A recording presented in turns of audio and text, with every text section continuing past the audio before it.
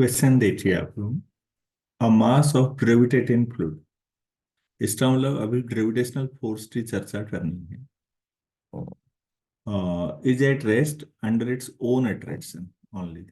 और कोई फोर्स नहीं है, केवल जो मास है वो जितना खुद पे लगेगा अट्रैक्शन।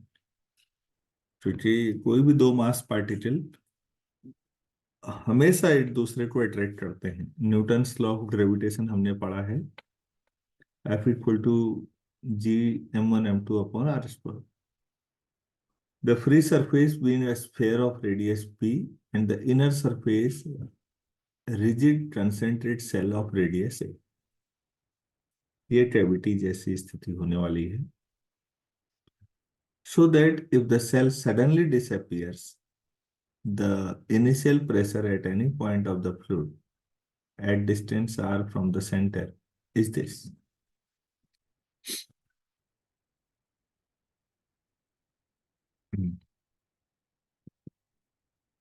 कैसा स्ट्रक्चर है ये समझ पा रहे हैं आप लोग?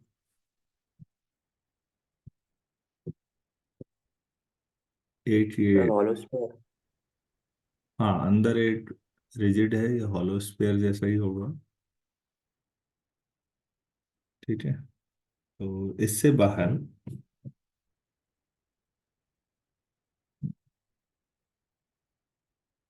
जो हॉलो है वो अचानक हटेगा, मतलब सॉलिड जो है ये। बाकी इसको आर डैश और बाहर वाले को आर वैसे ही लेना है। आपने दो रिलेटिव सरफेस मान ली, तो वो कुछ नया नहीं होना है उसमें।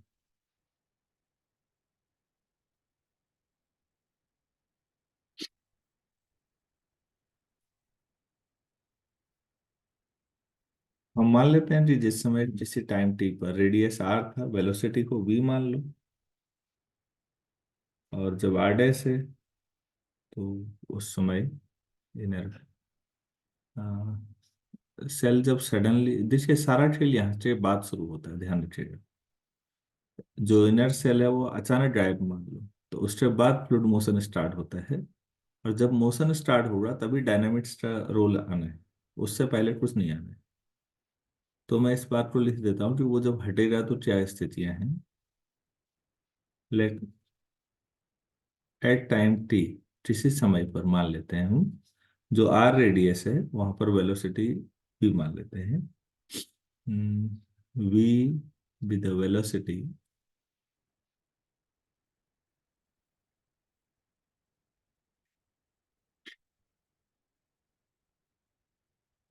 Velocity of fluid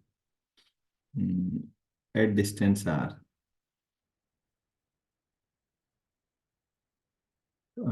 are from the centre, from the centre. और उस समय हम लोग इनर जो स्पेस था उसका रेडियस आर मान लेते हैं। When the radius of inner spherical cavity, radius of inner spherical cavity is r मान, आर डैश ये मान। और प्रेशर मान लेते हैं पी है हमारे पास जहां पर आर है। Let pressure be p. Equation of continuity,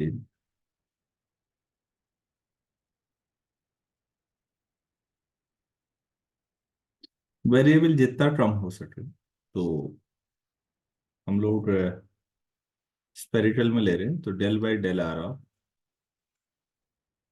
R square b equal to zero type का आ जाएगा। तो हम मान लेते हैं r square b equal to constant, और ये केवल टाइम पे डिपेंड कर सकता है बस। तो एफ ऑफ टी, तो ठीक है, इक्वेशन वन एज यूजुअल हो रहा है, ये आपने पहले भी देखा है सवालों में। अच्छा, जो आर डिस्टेंस पर फ्लूइड है उसकी वजह से कितना अट्रैक्शन होगा, जरा वो निकालो। अट्रैक्शन, क्योंकि फोर्स है इस बार। अट्रैक्शन चलिए due to fluid at distance are.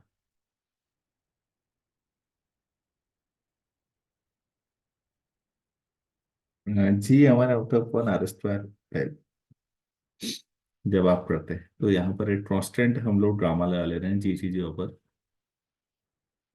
और m1 4/3 पाई। मास कौन सा, जो बीच वाला मास है बच्चों, ये वाला, ये जो बीच में मास आएगा कैविटी में, ये कितना होगा? 4/3 r³ minus r dash cube. ये वॉल्यूम हो जाएगा, अगर मैं इसको डेंसिटी से मल्टीप्लाई कर दूं मास हो जाएगा, this mass upon r square. इस मास की को सेंटर से दूरी, तो ये अट्रैक्शन हुआ। देखिए, आप लाते हैं G m1 m2/r²। अट्रैक्शन के समय जिस पर आप अट्रैक्शन कर रहे हैं वो यूनिट मास मानेंगे, तो m2 को 1 मान लेंगे। फिजिक्स में आपने लिया होगा यूनिट मास पर लगने वाला फोर्स। तो फोर्स का फॉर्मूला तो यही है, 8 मास को m करो, 8 मास आएगा जो ग्रेविटी वाला है, अपॉन r²। अगर आप इसे लेते हैं बच्चों, तो बताइए इक्वेशन ऑफ मोशन क्या बनेगी? कल भी पढ़ा था हमने। So equation of motion is spherical polar में del B upon del T plus V del B upon del R equal to यही जो एक्सटर्नल फोर्स है, -4/3 पाई गामा टू।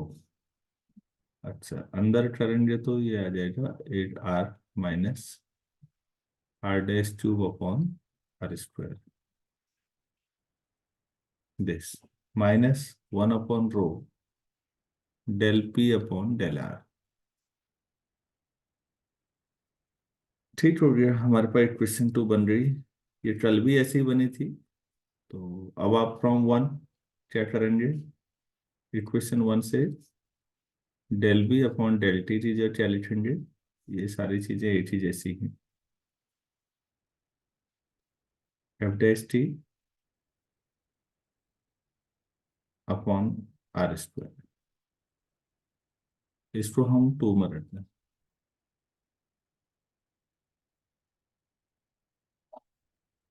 तो मैं नेक्स्ट पेज पे कर रहा हूँ, आप लोग इसको सेव करना चाहें कर लीजिए। तो del B upon del t, f dash t upon r² से शुरू, बाकी तो रटा रटाया है। f dash t upon r² plus दूसरा वाले पे क्या लिखेंगे बच्चों? Del upon del r of half v²। यहाँ था -4/3 पाई था, एक रो था और एक गामा था। यहाँ केवल एक आर बचा होगा, यहाँ r dash cube upon r²। ये है minus del by del r of p upon rho. ये आ गया integrating with respect to r, with respect to r we take, ये क्या हो जाएगा? -f dash t upon r, क्योंकि आप -1/r का डिफ्रेंसिएशन करें तो +1/r² आ जाएगा, plus half v² equal to -4/3 pi rho gamma, आर इंटीग्रेशन करेंगे तो r² by 2, यहाँ प्लस r' तो ऐसे ही रहा, 1/r आ जाएगा, माइनस साइन इंटीग्रेशन तो प्लस हो जाएगा, माइनस p/रो, दिस कांस्टेंट, प्लस कुछ constant C1।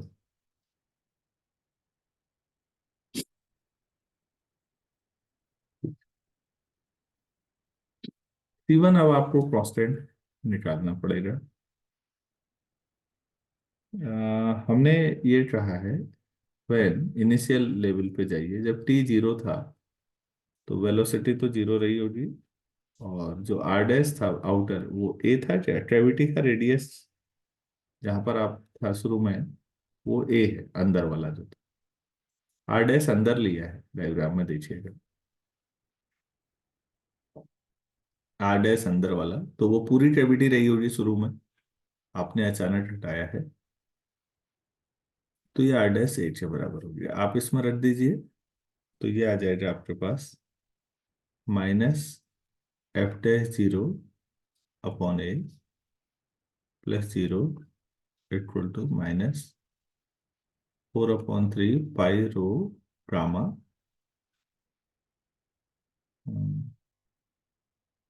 r² by 2 plus a³ by r minus p/रो प्लस c1। सर -f'(0) के नीचे भी r ही होगा। अरे हाँ सर,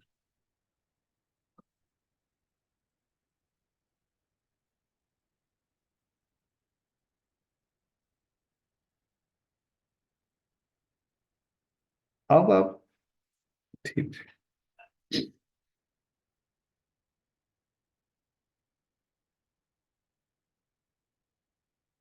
अच्छा,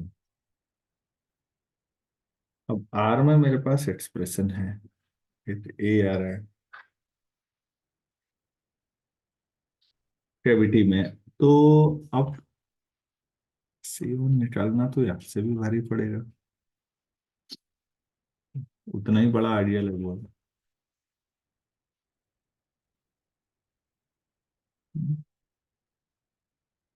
क्या हो सकता है?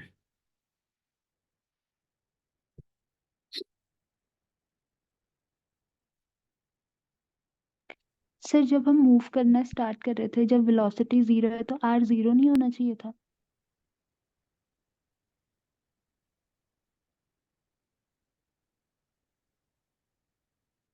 आर तो बेटा आउटर रेडियस का था ना, बाहर, आर डैश था अंदर, तो आर डैश तो उस समय ठीक है, ए रेडियस का पूरा बीच में एक गोला जैसा हटा दिया हमने पानी में से अचानक,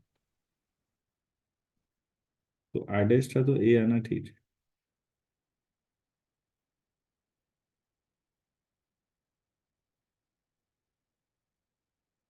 अब यहाँ पर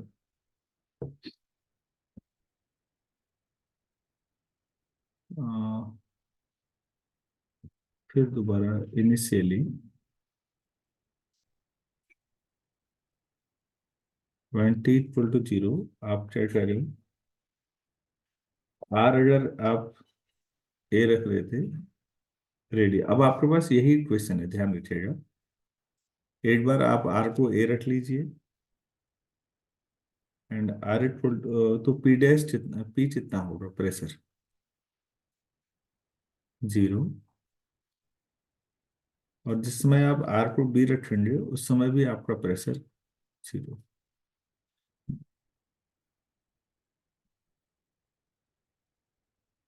तो ये क्या बनेगा उस समय, मैं रखिए मैं इसको एक्सप्लेन करता हूँ अभी, -f'(0) a equal to -4/3 pi rho gamma a² by 2 plus a³ upon A, हाँ ठीक है, -0 प्लस C1, ये इक्वेशन एक बार बी रखिए तो -f'(0) upon b equal to -4/3 pi rho gamma, और आर की जो बी रख रहे हैं आप तो b²/2 plus a³ upon b -0 plus C1। ये दो स्थितियां आने हैं। हाँ ठीक है, अब अगर इक्वेट करेंगे तो C1 हट जाएगा, या सब्ट्रैक्ट करेंगे तो, मैं रिपीट कर रहा हूँ, आप क्वेश्चन पे जो दोबारा ध्यान दीजिए। A mass of gravitating fluid is at rest under its own attraction only. तो उस समय हमने प्रेशर 0 ले लिया है, तो द फ्री सरफेस, जब आप सरफेस को ही फ्री कहेंगे तो ऑब्वियस है ये surface of radius p and the inner surface rigid concentrated shell of radius a। The initial pressure at any point, अच्छा आपको इनिशियल प्रेशर निकालना है r डिस्टेंस पर फ्रॉम द सेंटर, ठीक हो गया।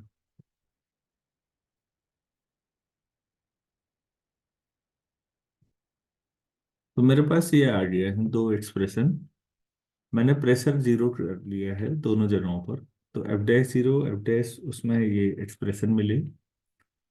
अगर आप इन्हें इक्वेट कर दें या सब्ट्रैक्ट कर दें, मतलब कांस्टेंट को गायब करें, तो क्या मिलेगा आपको सॉल्व करके, थोड़ी सी कैलकुलेशन अब इसमें करनी पड़ेगी। इक्वेशन 5 माइनस इक्वेशन 6 कर देंगे तो कांस्टेंट तो हट ही जाएगा। मैं डायरेक्टली लिख दे रहा हूँ जो सॉल्व करके आ रहा है।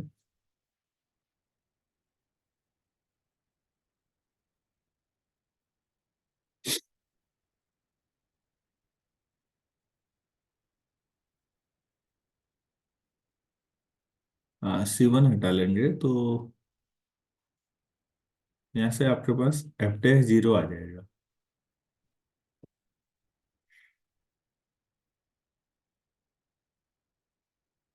निकालना तो, लेकिन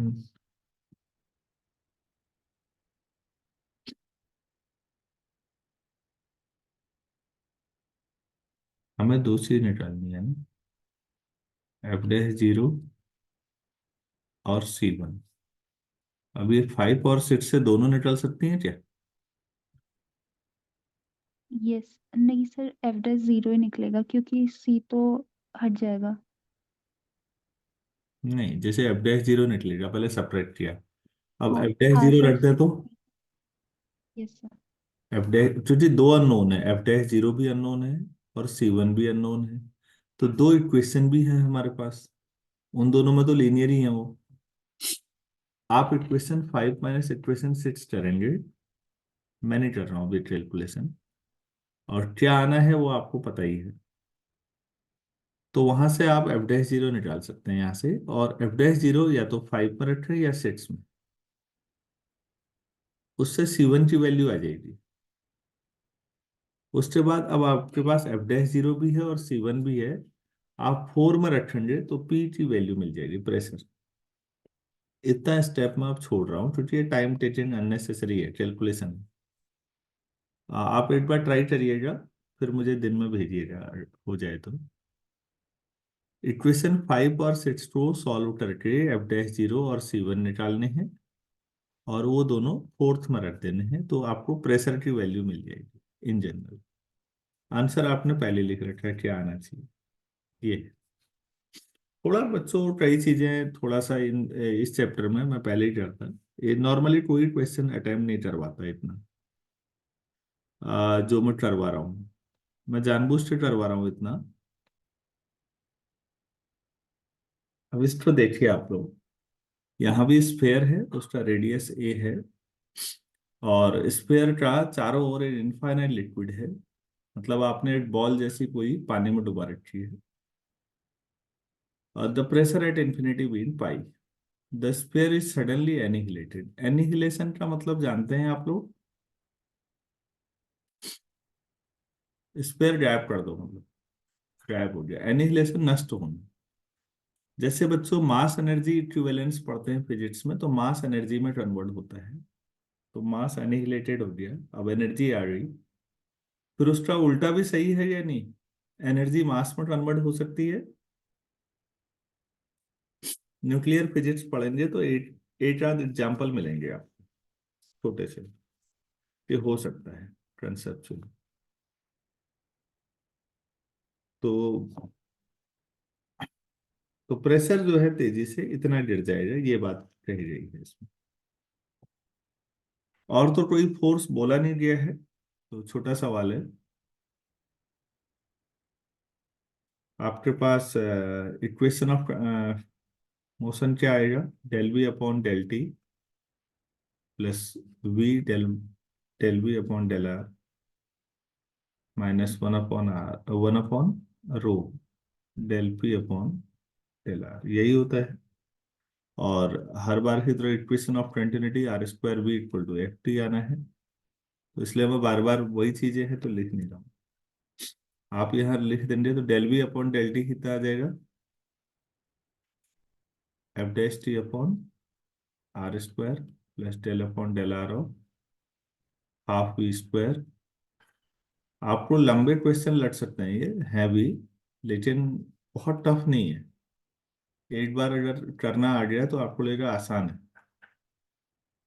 तो आर के रिस्पेक्ट में इंटीग्रेट कर देंगे तो क्या आ जाएगा, minus F dash t upon r plus half v square minus p upon, ये आ जाएगा। प्लस कांस्टेंट लगा लो, सी लगा दीजिए। तो अब ये निकाल लीजिए, आपको कुछ चीजें दे रखी हैं। आ, मान लेते हैं जो प्रेशर है उसको हम पी नॉट मान लेते हैं शुरू में, when v equal to zero, t equal to zero. तो आपके पास हो जाएगा minus F dash zero upon r equal to zero, नहीं plus zero equal to minus p naught upon two plus constant c, ये होगी। अच्छा, इन्फिनिटी पे कितना प्रेशर है, but at r sir equal to pi. Infinity p naught कितना हो जाएगा, पाई। पाई।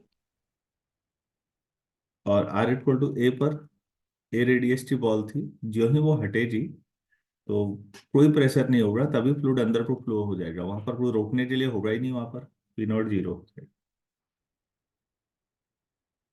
तो फिर अब टू से आपको दो इक्वेशन मिल जाएंगे यहाँ से।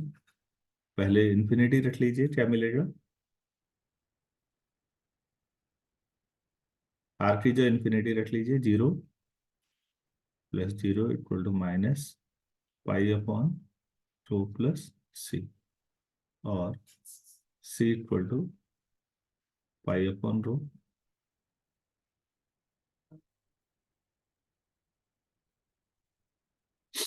हम्म, ये आ गया। और अब दूसरा आर इक्वल टू ए रख दे तो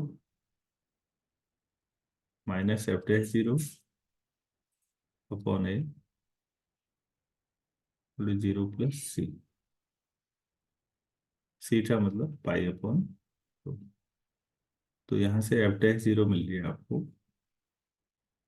minus A pi upon to, ठीक है। तो अगर आपको एफ डैश जीरो और सी दोनों मिल गए हैं तो टू में रखिए, क्या आ जाएगा, एफ डैश जीरो की जो ये रखें तो प्लस हो जाएगा, a pi upon rho r equal to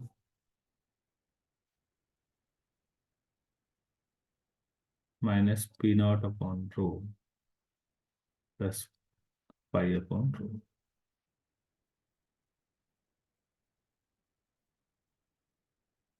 तो p naught upon rho rho तो कट ही दिया है सभी से। पी नॉट इक्वल टू क्या आ जाएगा, pi times 1 minus a upon r. Yes sir. तो एक सेट पैटर्न है बच्चों, अगर एक बार चीजें समझ में आनी शुरू हो जाती हैं तो फिर उतना टफ नहीं लगता। टफ और इजी तो साइकोलॉजी पे डिपेंड करता है। तो अगर आप समझेंगे तो इसमें छोटा था तो मैंने कर लिया डायरेक्ट, पिछले में टाइम लगता था तो नहीं किया। निकालना वही था, सी भी निकालना था, एफ डैश जीरो भी, वापस रख दो, आंसर आ जाएगा। तो उम्मीद है आप लोगों को समझ में आया होगा थोड़ा बहुत।